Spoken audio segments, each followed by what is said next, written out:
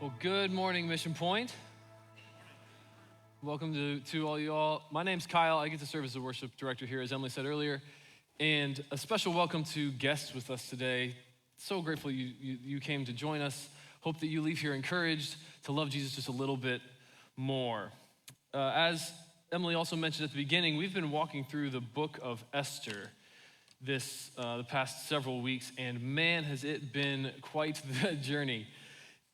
It's amazing to look at this often overlooked book and sit with some of the uncomfortable questions, some of the hard things that happen in here, and wrestle with them and try to learn and grow from them together. Today, we're going to be in chapters 6 and 7, and so we're going to do a quick recap here of what happens in the first 5 chapters of this book to lay the stage for what's about to happen. So it's about 500 BC, and we are in the Persian Empire, which was the superpower at the time. The king's name was Xerxes. And as the king of this superpower, he was the most powerful man on the planet. Well, Xerxes' first wife embarrassed him in front of a bunch of people, so he banished her from the kingdom and found a new wife who happened to be named Esther. Now, Esther was an orphaned Jewish woman, but nobody knew that little tidbit about her. She kept that secret because her adoptive father, a Jewish man by the name of Mordecai, told Esther to keep that quiet. Keep it a secret. Don't tell anyone that you're Jewish. One day, then, Mordecai was hanging out near the gate in front of the palace, and he overheard a couple of guys who were up to no good plotting to assassinate Xerxes. Assassinate the king. Mordecai reported that what he had heard, and it got to the king, and the assassination attempt was stopped, and the king's life was saved. Now, at this point, we get introduced to another man by the name of Haman. Now, Haman is King Xerxes' right-hand man. He is the second most powerful man in the Persian Empire, which means he's the second most powerful man in the world at this point. And spoiler alert, Haman is not a nice man. But because of his high position, everyone in the kingdom, whenever Haman passed by, was supposed to bow, to show him honor. And everyone did, it seems, except for Mordecai. He wasn't into that. He wouldn't bow to Haman. And Haman hated him for it with a level of hatred that is just off the charts. He wanted to kill Mordecai for not bowing, but not just that. Haman wanted to kill all of the Jews because Mordecai was a Jew. He hated the Jews. He had an excuse now to kill all the Jews because this one wouldn't bow to him. So Haman wanted to, and I quote, destroy, kill, and annihilate all the Jews, young and old, women and children, and plunder their goods. He wasn't content to just kill Mordecai. He wanted to eliminate the Jewish people once and for all.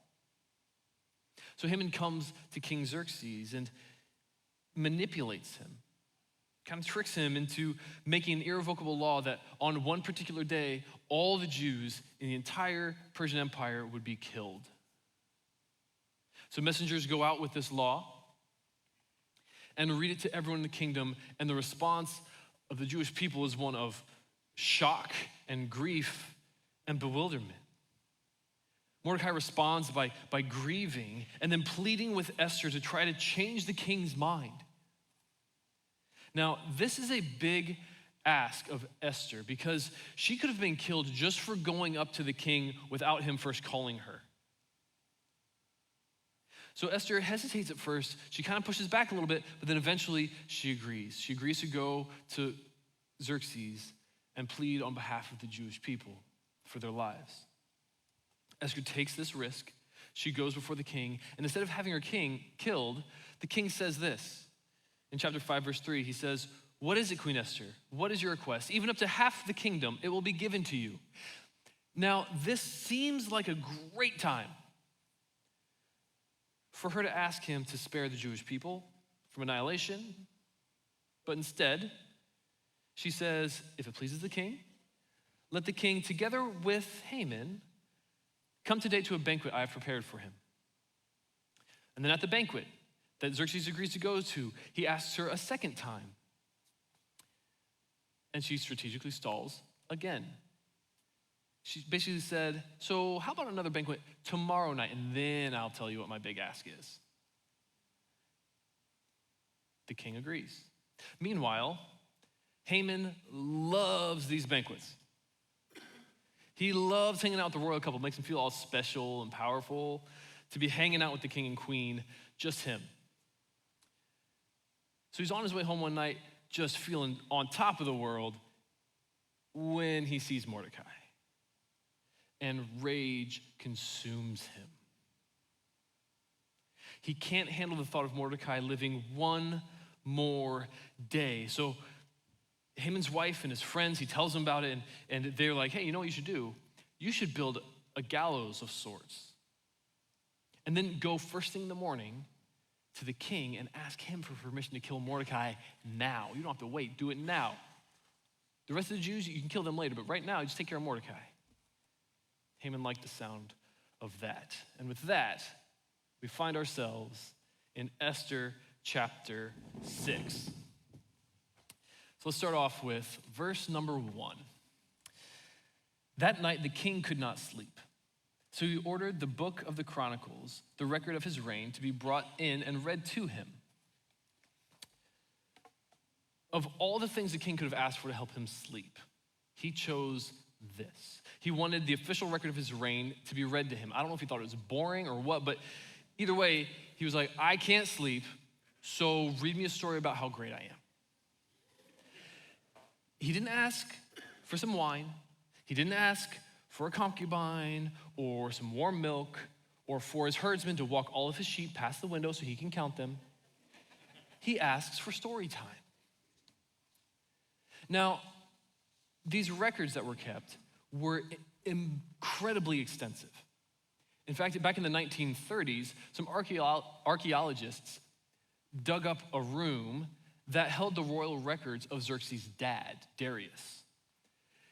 Darius was king for 36 years, which is a long time. And when they found these tablets, there were more than 20,000 of them. At this point in the book of Esther, Xerxes had been king for about 12 years. So if we, assume that he kept records at a similar pace to dear old dad, then there would have been somewhere in the neighborhood of 6,000 to 7,000 tablets for them to choose from to try to get him back to sleep. 6,000 to 7,000 tablets. That is a lot to choose from. And lucky for Mordecai, they grabbed this one. Chapter 6, verses 2 and 3. It was found recorded there that Mordecai had exposed Bigthana and Teresh, two of the king's officers who guarded the doorway, who had conspired to assassinate King Xerxes. What honor and recognition has Mordecai received for this? The king asked. Nothing has been done for him, his attendants answered. Xerxes would have been shocked by this oversight. Honoring someone who's done something like saving the king's life from an assassination attempt, that had to be honored, that had to be made known in order to build loyalty. Someone who's almost always trying to kill the king in these days, right? So when someone uncovered one of these plots and brought it forward and saved the king's life, the king would want to make a big deal about that so that the next person who heard about an assassination attempt would also come forward. Honoring Mordecai would have been a way to build loyalty within the kingdom.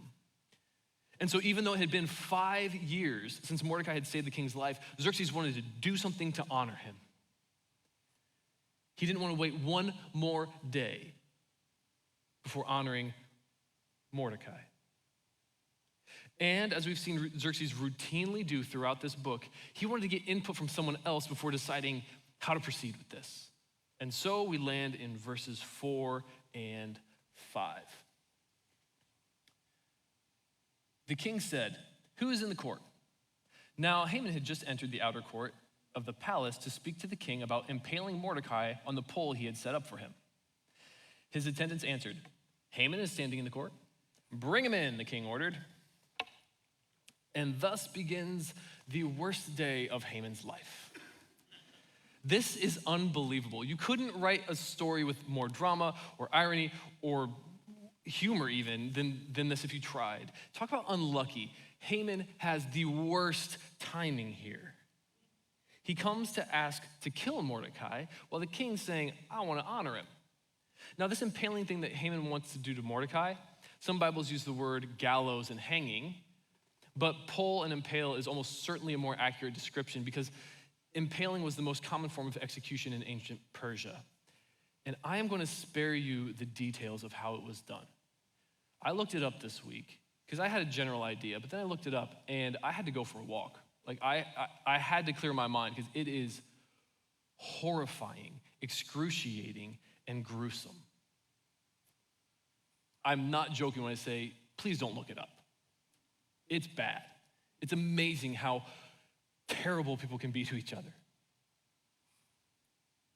So anyway, Haman is coming to ask to kill Mordecai while the king calls in Haman to ask how to honor Mordecai. So what happens next? Verse 6.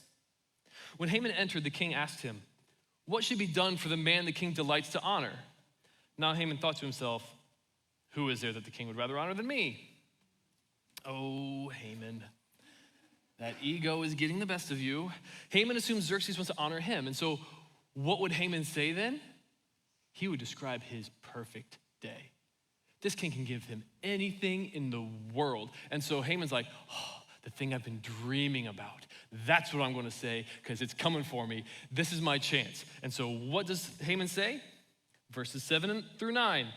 So he answered the king, for the man the king delights to honor, have them bring a royal robe that the king has worn and a horse that the king's ridden. Ooh, one with the royal crest placed on its head?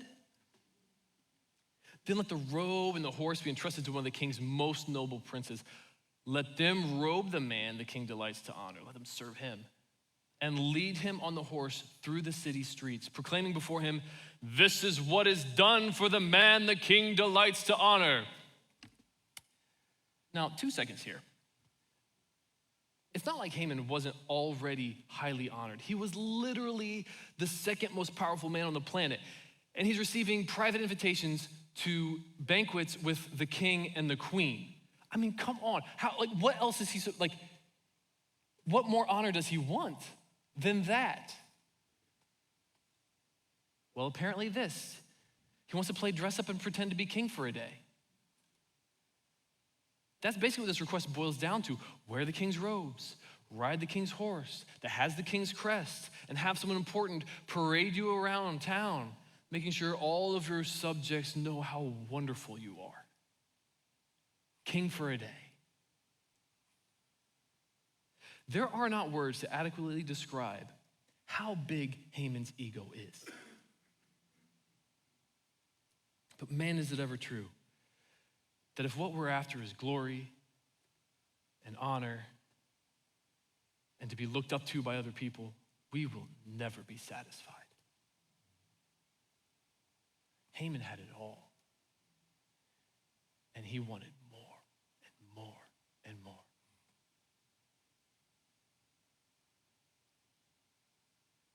But then things go south for Haman. As we read on, imagine Haman's face as he heard what the king said next. Verses 10 through 12. Go at once, the king commanded Haman. Get the robe and the horse and do just as you have suggested. For Mordecai the Jew, who sits at the king's gate, do not neglect anything you have recommended. So Haman got the robe and the horse. He robed Mordecai.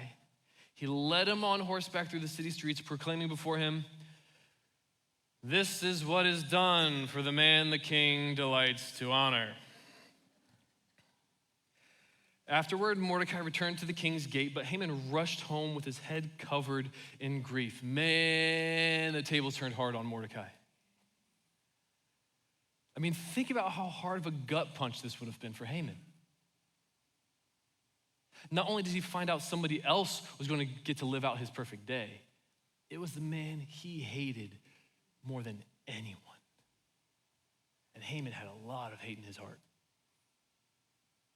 Can you imagine how Haman must have felt putting the robe on Mordecai's shoulders, helping Mordecai up onto the horse, leading him through the streets, shouting, "This is what is done for the man the king delights to honor." Nothing could have been more humiliating for Haman.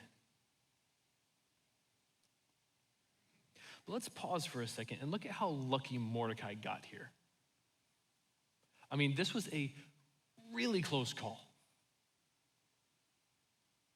Look how many things had to go just right for him just on this one night to save his life. First, it just so happens that the king can't sleep. Then it just so happens that he asked for story time instead of a glass of warm milk. Then it just so happens that of the thousands of tablets available, they grabbed that particular one. And it just so happens that they started reading the part where Mordecai saved the king's life. And it just so happens that the king thought to ask, like, "Hey, what do we do for that guy?" And it just so happens that all of this happened at the last possible moment. Mordecai is one lucky man. But is he? Should we call it luck? Kondo pointed this out before, but God is actually never mentioned in the book of Esther. The word God, absent. The word Lord, it's not in there. There also isn't a single supernatural event in this book, not one. But while God's name is absent, God most certainly is not. He is unnamed, he is unacknowledged, he is unnoticed, but he is not inactive. God is clearly at work. Years and years later, some Jewish writers added a few of their own thoughts to this passage. And instead of simply saying the king could not sleep, they said, the Lord took his sleep. The Lord took his sleep. They were making explicit what is clearly implied here. Only God could do this. Only God could do this. In the book of Esther, we see God doing miraculous things in mundane ways.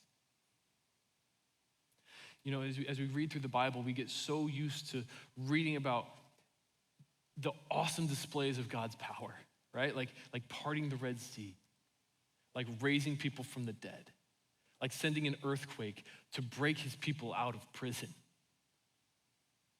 And we want God to show up in like that in our lives. We want the inexplicable, the miraculous, and the undeniable. And sometimes God does that. Sometimes God shows up in absolutely miraculous ways.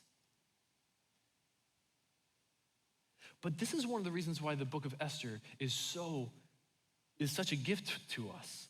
It reminds us that while God can do the spectacular and the supernatural, far more often he works in really normal, ordinary, unseen, even boring ways. Things that we can't distinguish from normal life. Like keeping a king from being able to fall asleep. Like guiding a servant's hand to pick that one specific tablet out of the thousands available.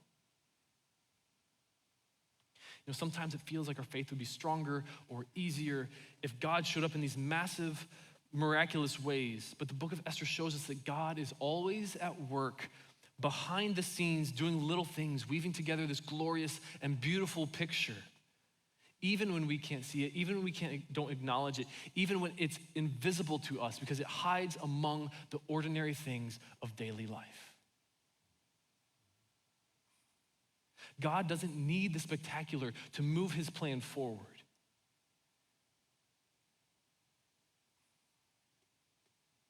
Just this past Thursday, Emily, my wife, she had an appointment in Fort Wayne.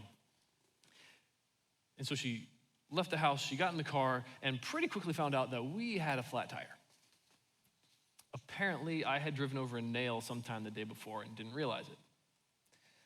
So she ended up borrowing my parents' van. And you know what happened next? Nothing really. I mean, she was planning to listen to a podcast on her drive, but she was running late because of the whole flat tire situation. And so she wasn't able to figure out quickly how to hook her phone up to make it go through the speaker system. And she didn't grab her headphones or AirPods or whatever. So she just drove in silence and prayed. And then you know what happened? No? Yeah, I don't either. I have no idea what, if anything, happened or what may happen in the future as a result of this. But I'm now curious about what God was up to. The annoyance of Xerxes not being able to sleep directly leads to Mordecai's life being spared. And, spoiler alert, the life of hundreds of thousands of people. The annoyance of a flat tire led my wife to pray. What's going to come of that? I don't know, but maybe God put a nail in front of my car on Wednesday so that Emily would pray on Thursday so that he could answer that prayer sometime and bolster our faith. I don't know. But that's the thing when God works through ordinary means, is that if we ever get a glimpse of it, if he gives us a glimpse of it, it's really only in hindsight. We can't see it while it's happening. Just like those Jewish writers who years and years later gave God credit for Xerxes' sleepless night, when Mordecai, when Xerxes himself, when Esther would have had no clue that God was involved. We can't see it while it's happening because it just blends in with normal life stuff. But sometimes when we look back, God gives us a glimpse of how he uses flat tires and royal insomnia to move his plan forward. And that can strengthen our faith in a God who is always there and always working and always in control, even if we can't see it. God goes unacknowledged all the time, but he is never uninvolved. He goes unnoticed every single day, but he is never unaware. He is never inactive. The book of Esther reminds us that God is always in control and always at work, even when there's nothing extraordinary going on. All right, back to the story. Haman gets done shouting the praises of his sworn enemy, Mordecai, and we pick up in the middle of verse 12, chapter 6, verse 12. Haman rushed home with his head covered in grief and told Zeresh, his wife, and all his friends everything that had happened to him. His advisors and his wife Zeresh said to him, "Since Mordecai, before whom your downfall has started, is of Jewish origin, you cannot stand against him. You will surely come to ruin." While they were still talking with him, the king's eunuchs arrived and hurried Haman away to the banquet Esther had prepared. Man, Haman got ditched by his people quickly. The very end of chapter 5, the chapter right before this, his wife, his advisors, they say like, you know what you should do? Go build a gallows, go talk to the king tomorrow morning and go get Haman dead. You don't need to wait, go get him killed. You'll sleep better then. And so Haman takes her advice. And now he comes back and they're like, ooh, yeah, man, you're in trouble. Stinks to be you. No advice, no words of comfort, no plans on how to get out of it. Just, oof, you're doomed. So Haman, at this point, has been humiliated. He realizes he's in a very precarious position. He's been abandoned by his family and his friends. And before he can come up with a plan about what to do next, he gets whisked away to day 2 of banquet with the king and the queen. And with that, we hit chapter 7, and things move quick. Chapter 7, verses 1 and 2. So the king and Haman went to Queen Esther's banquet. And as they were drinking wine on the second day, the king asked again, "Queen Esther, what is your petition? It will be given you. What is your request? Even up to half the kingdom, it will be granted." Here is the moment of truth. What's Esther going to say? How's the king going to react? What's going to happen? I mean, think about how sticky of a spot this is for Esther. She's sitting in a room with two men. One of them, Haman, is actively pushing forward a plan that would kill her and her entire people group. The other man, Xerxes, well, the good news is that if anyone can save them, it's him. The bad news is he's the one who just a few months ago approved them all being killed. You can't underestimate the courage it takes Esther to do what she's about to do here. She's making her appeal for justice to the one who signed off on the injustice. She's telling the most powerful man in the world that he's wrong, that he's in the wrong. And she's asking him to choose between her and his closest, most trusted advisor. Esther could have bailed right now. She had kept her national identity secret for 5 years from her husband and everyone else in the castle. She might think she could keep that under wraps and slip by while, other people kind of, it's bad for them, but not bad for me. But instead, Esther chose to stand with those who are facing injustice. She put herself alongside of them. Verses 3-7. Then Queen Esther answered, "If I have found favor with you, your majesty, and if it pleases you, grant my life. This is my petition, and spare my people. This is my request.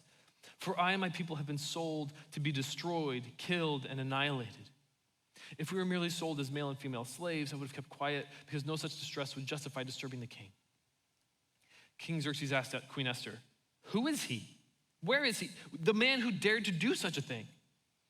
Esther said, "An adversary and an enemy, this vile Haman."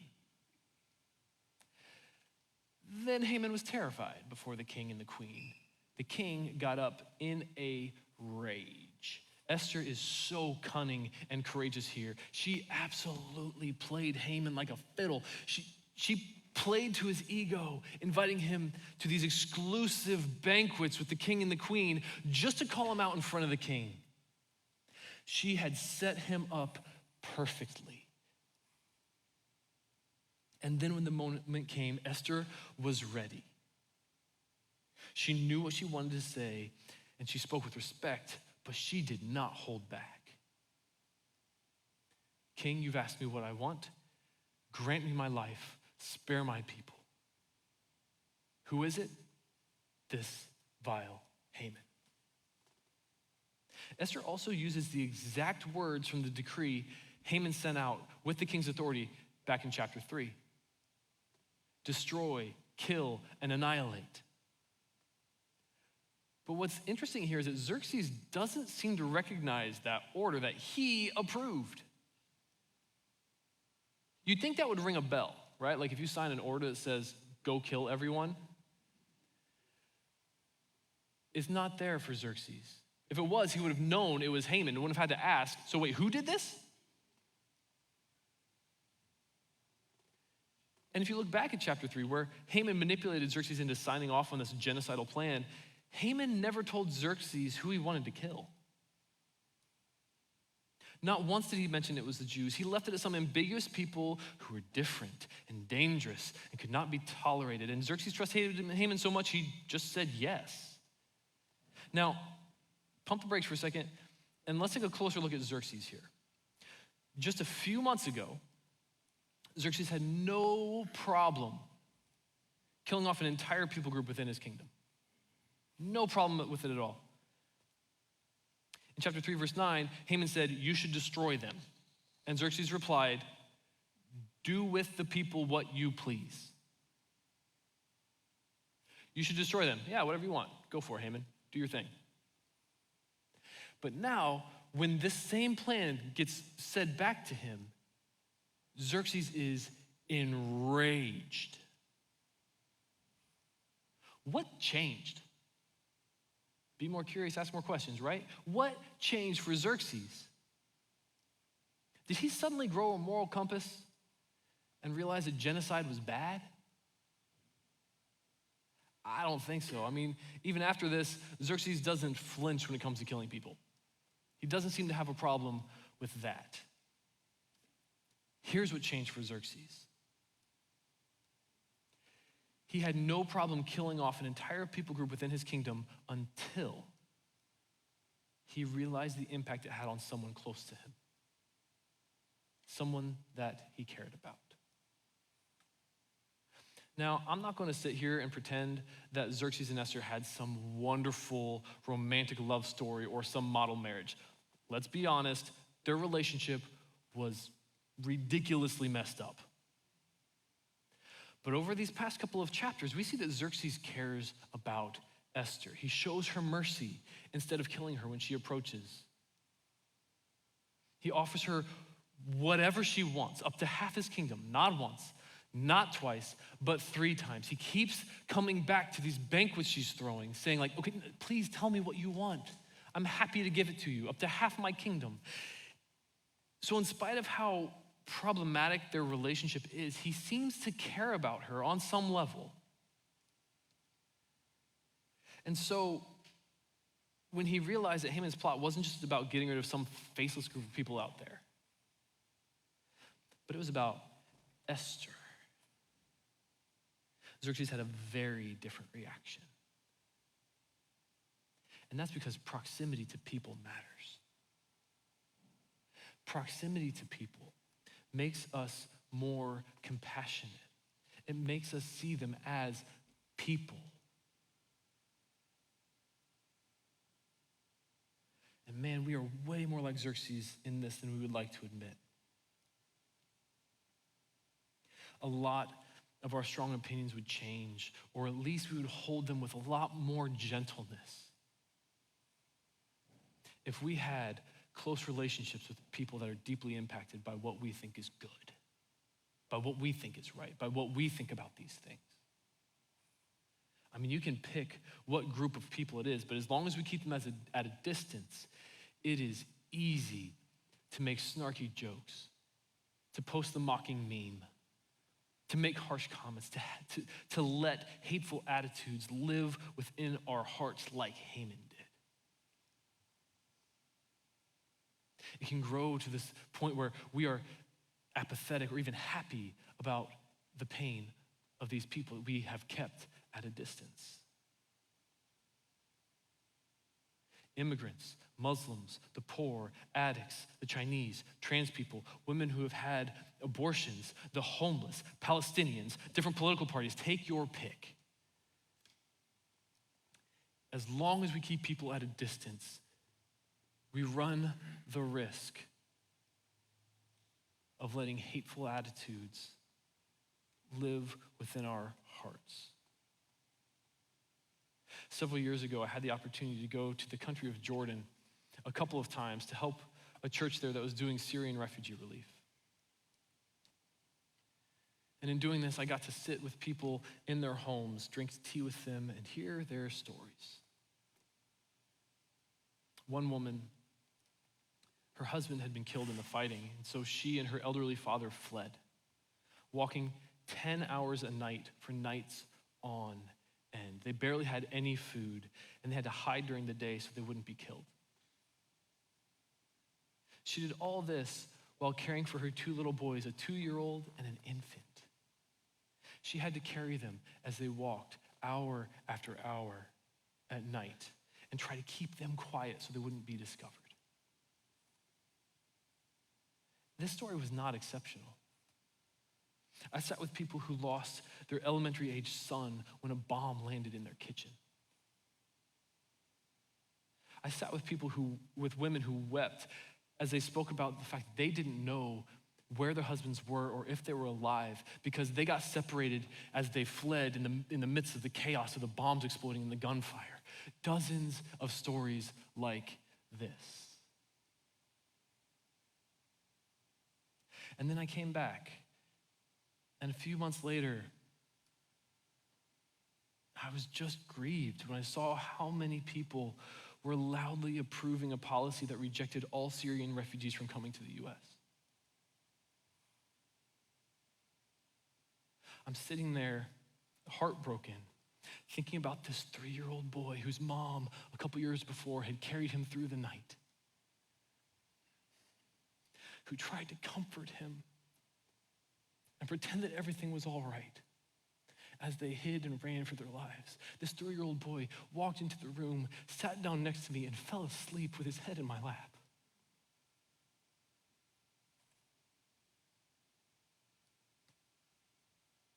Proximity to people changes you. It changes me. It changes me to be more like Jesus, who sees hurting people and wants to have compassion for them.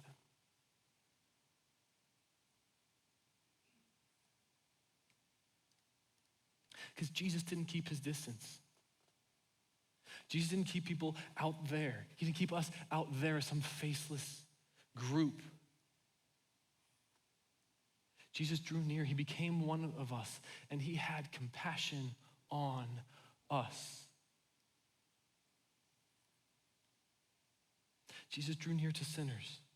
He drew near to outcasts. He drew near to anyone who would have him come.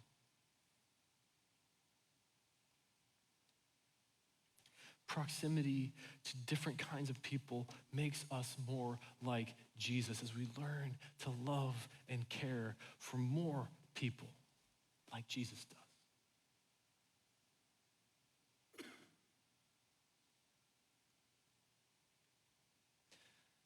So as King Xerxes realized that it was Esther, he had a total change of thought and response to this law that he had signed. Verse 7 describes what happens next. The king got up in a rage. He left his wine and went out to the palace garden. But Haman, realizing that the king had already decided his fate, stayed behind to beg Queen Esther for his life. Now this is quite a picture. Think back to what's been happening over the course of this book. Ready? We have Haman. He's this incredibly powerful man in a country where men are call all the shots and pass all the laws, and even pass some laws that say, women, you have to do what your husbands say no matter what all the time, period. They pass laws to try to keep women in their place. Now this Haman, he's also the man who was enraged when someone didn't bow before him. Haman, this man who hated Jews with such a fury, he was trying to kill every last one of them. Where do we find him right now? He's on his proverbial knees, bowing before Queen Esther, pleading with her, a Jewish woman, to spare his life.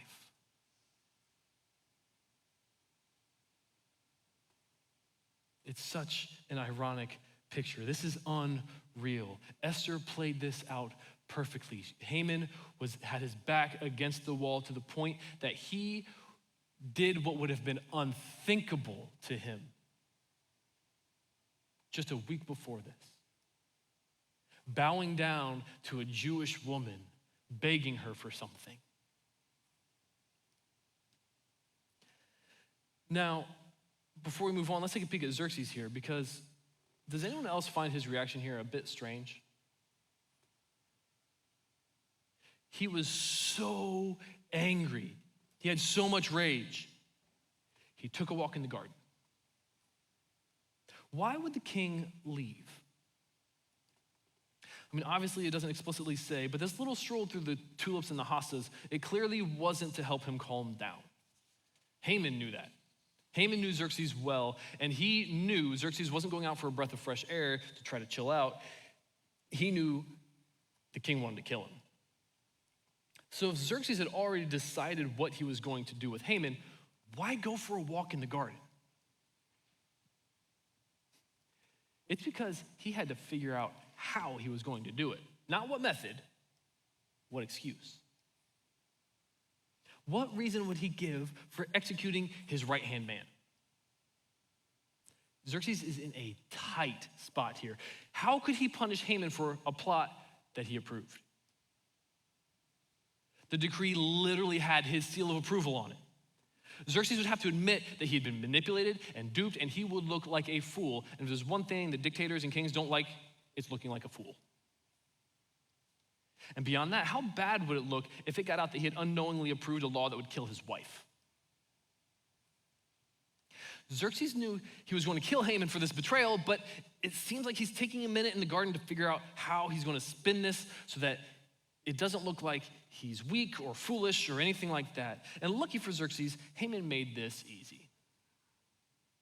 Verses 7 through 10, Haman, realizing that the king had already decided his fate, stayed behind to beg Queen Esther for his life. Just as the king returned from the palace garden to the banquet hall, Haman was falling on the couch where Esther was reclining. The king exclaimed, "Will he even molest the queen while she is with me in the house?" As soon as the word left the king's mouth, they covered Haman's face. Then Harbona, one of the eunuchs attending the king, said, "A pole reaching up to the height of 50 cubits stands by Haman's house." He had set it up for Mordecai, who spoke up to help the king. The king said, "Impale him on it." So they impaled Haman on the pole he set up for Mordecai. Then the king's fury subsided. This is crazy. In a desperate attempt to convince Esther to show him mercy, Haman fell on the couch where she was. Just so happens, as Xerxes walks back in. Now, no man was supposed to be left alone with any woman in the king's harem. And beyond that, even if the king was in the room, if there were other people in the room, no man was supposed to get within 7 steps of a woman in the king's harem. So when the king comes back into the room and saw Haman landing on Esther's couch, whether Xerxes actually thought Haman was attacking Esther or not, doesn't matter. Xerxes didn't care. He had his excuse. This is a capital offense. He's going after my wife. Kill him. And then in the end, the pole Haman had built for Mordecai was used to kill Haman himself. As Jesus would say many years later, those who live by the sword will die by the sword. It is amazing how quickly Haman's downfall came. This is less than 48 hours. It may even be less than 24 hours from when the king couldn't sleep to Haman dying. One day the Bible says Haman was happy and in high spirits, boasting about how great he was. He was the second most powerful man in the world, and then in a matter of hours, he was humiliated, abandoned by his friends and family. His evil was exposed, and he was dead. This is such a sudden reversal. Haman thought that he was going to be honored by the king, and Mordecai would be executed, but instead Mordecai was honored by the king, and Haman was executed.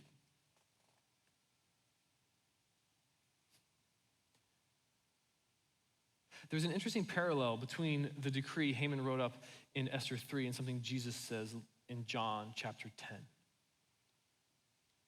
In Esther 3:13 it says, "Destroy, kill, and annihilate all the Jews and plunder their goods." In John 10 verse 10, Jesus said, "The thief, Satan, the devil, comes to steal, kill, and destroy." Plunder and steal, kill and destroy.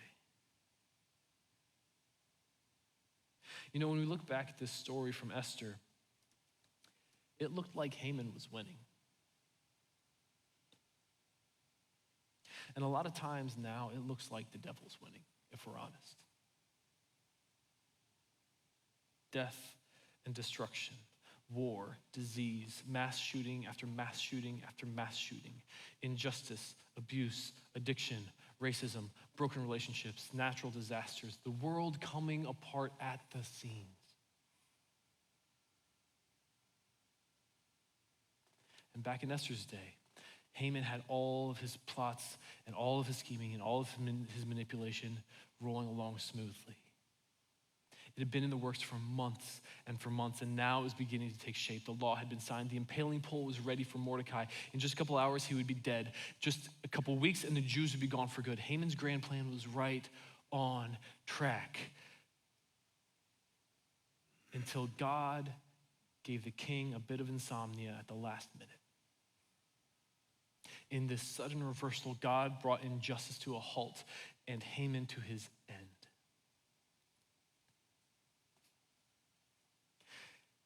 It's not too unlike what happened 2,000 years ago when it looked like death and the devil had won. Jesus was dead. Hope was dead. For 3 days, dead, buried in the grave. Until Jesus wasn't. Until Jesus was raised from the dead in a sudden reversal. John 10:10, a little more of that verse. The thief comes only to steal, kill, and destroy. I have come that they may have life. Jesus came and he flipped death on its head. He defeated death and brought life. Jesus wins. It doesn't mean that it looks like that all the time. But God is never out of control. He's never caught off guard. His plans are never off track. And in the end, the devil will meet the same end as Haman. The one who comes to destroy will be destroyed once and for all. And then the kingdom of God will be in its full effect, a kingdom that is good and just.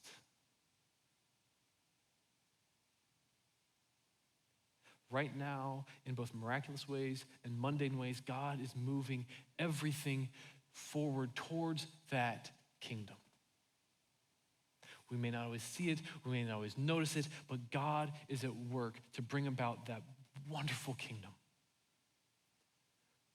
where goodness and justice reigns, where Jesus is on the throne and we will be with him and we will be like him. So until then, may we join God in his pursuit of what is good and what is just and what is loving here. May we fight the Hamans that are inside of us, the ways that we fester hate and bitterness and look at others with disgust and contempt, ways that we celebrate the pain of others. And may we become more like Esther, who spoke up for justice, even though it could be very costly, standing with the oppressed, even though she might die with them, and using her influence to help the hurting. Let's join God in what he's doing to bring about a more just, a more good world. Let's pray. God, we thank you. We thank you that you can use things that we don't even notice, little things, to bring about your glorious plan. God, thank you that you're a God who is just and who is good, that we can look to you, we can lean on you, we can trust you in all of this. Help us to trust that you are working, you are continuing to work, and you will always be working to bring about good. And God, may we join you in that so that we can continue to act upon the prayer of Jesus when he said, let your kingdom come and be on earth as it is in heaven. So God, may we work towards that end. We thank you for Jesus. It's in his name that we pray. Amen. Amen. Thank you so much, Kyle. Kyle, I think what I'll remember most is proximity matters. Did you hear him say that? I love that. We can have such a tendency to only be with, interact with people who think and talk and believe like us.